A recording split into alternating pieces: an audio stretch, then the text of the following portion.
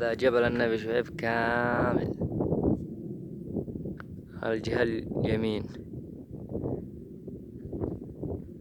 وهذا من جهة الجهة اليسار، وهذا أعلى قمة في الجبل.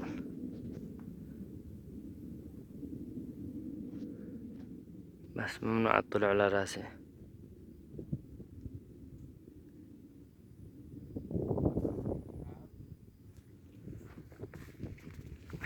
نمشي نرويكم على الجهة اليسرى، ناحية الجهة اليسرى.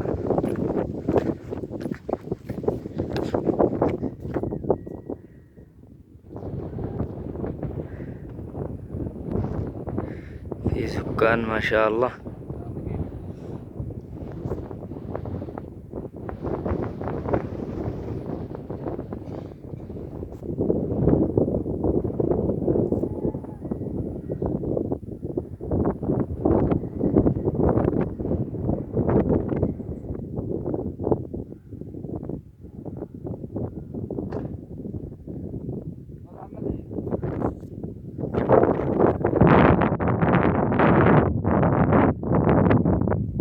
هذه أفضل الجبال المفضلة عند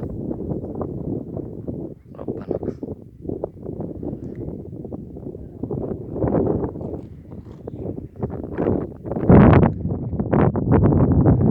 هذه أودية تحتنا،